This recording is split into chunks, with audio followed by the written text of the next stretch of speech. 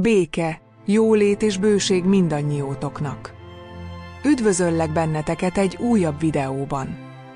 Mindannyiunknak megvannak a sajátos tehetségei, amelyek különféle módokon nyilvánulnak meg. Vannak ajándékok, amelyeket könnyen észre lehet venni és kifejezni, míg mások, amelyek finomabbak, szinte rejtve maradnak, mintha szunnyadnának, és különleges pillanatokban törnének elő. Ezek a spirituális ajándékok, amelyek gyakran megkülönböztetnek minket másoktól, szinte misztikusnak vagy különcnek tűnhetnek. Bár a spiritualitás gyakran összefügg a személyes fejlődéssel és a mindennapi kihívások leküzdésével, a spirituális ajándékok kezelése bonyolult lehet. Ha olyan személy vagy, aki rendelkezik spirituális ajándékokkal, és egyensúlyban szeretné élni az életét, elengedhetetlen, hogy megtanuld ezeket az adottságokat egészséges módon kezelni. A mai videóban a spirituálisan megáldott emberek tapasztalatait fogjuk felfedezni, és azt, hogy ezek az élmények mennyire szokatlanok és egyediek lehetnek. Néhány ilyen ajándék megnyilvánulása nyilvánvaló, míg mások alaposabb figyelmet és mélyebb megértést igényelnek. Gyakran előfordul, hogy azok, akik ezeket az ajándékokat hordozzák, nincsenek is tudatában ennek, mivel azok a tudat felszíne alatt rejtőzhetnek, így nehéz felismerni őket. Lehet, hogy már észrevetted magadon ezeket a képességeket, vagy mások a környezetedben jelezték spirituális érzékenységedet. Gyakori, hogy ezeket az ajándékokat áldásként látjuk, de néhányan úgy érezhetik, hogy átokként, egy tehertételként jelentkeznek. Ha eddig úgy tekintettél rájuk, mint valami elöndolgozóra, itt az ideje megváltoztatni ezt a nézőpontot. Hogyan kezdhetjük el felismerni és elfogadni ezeket az ajándékokat? Hogyan lehet azt, ami korábban súlyként nehezedett rád, valami pozitívvá alakítani, összhangba hozva valódi céloddal? Ne feledd, a fény ott hatol be, ahol a legjobban fáj. Most pedig, hogyan ismerhetjük fel a spirituálisan megáldott emberek jellemzőit? Mielőtt mélyebben belemerülnénk ebbe az univerzumba, érdemes megemlíteni, hogy mindenkinek vannak tehetségei, legyenek azok akár akadémiai, művészeti vagy társadalmi területeken. Azok azonban, akik spirituális érzékenységgel rendelkeznek, hajlamosak sokkal intenzívebben feldolgozni az információkat, ami jelentősen befolyásolja mindennapjaikat. Ha magadra ismersz, mint spirituálisan érzékeny ember, valószínűleg már szembesültél ezzel a kihívással. Ezek az emberek gyorsan szívják magukba az energiákat és információkat.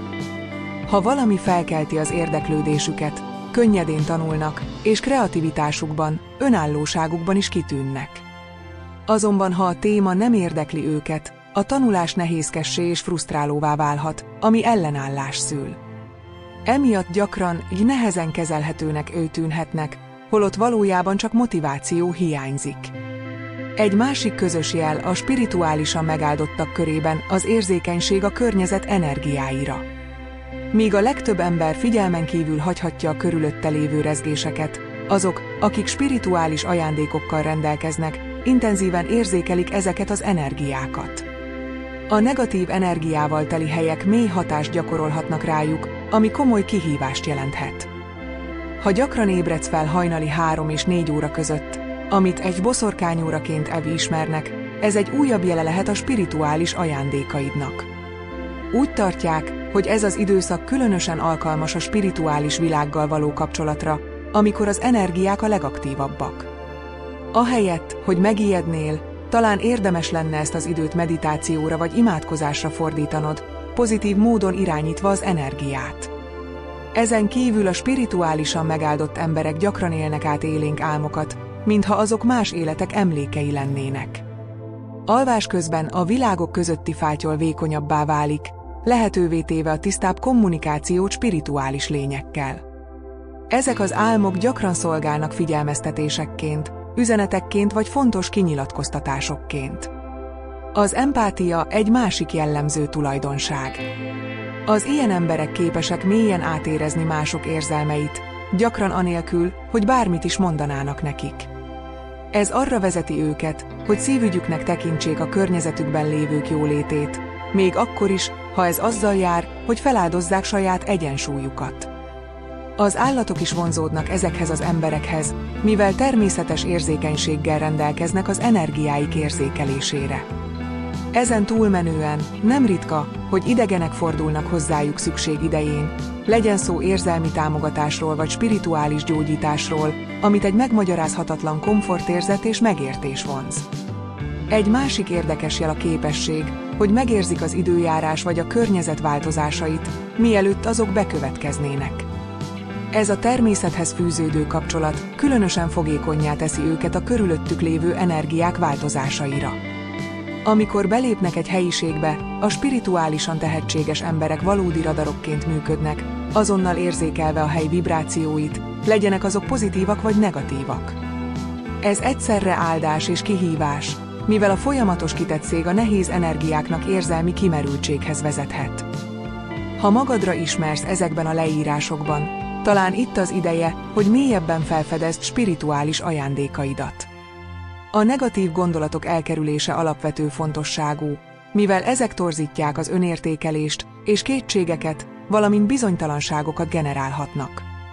A spirituális fejlődés útja magában foglalja a szabadulást az évek során megszerzett kondicionáltságoktól, és azzal, hogy újra összhangba kerüljünk a lényegünkkel. Az ajándékaid elfogadása és elismerése az első lépés ahhoz, hogy életünket jobban összhangba hozzuk a célunkkal. Apró változások a mindennapi életben segíthetnek abban, hogy egy kapcsoltabb és kiegyensúlyozottabb életet teremtsünk. Mindenki spirituális útja egyedi, de mindig az első lépéssel kezdődik. Hello, mindenki! Ha tetszik az a tartalom, amit nektek hozunk, van egy külön kérésem. Mi lenne, ha feliratkoznátok a csatornánkra? Minden feliratkozás fontos lépés ahhoz, hogy még jobban növelhessük ezt a közösséget.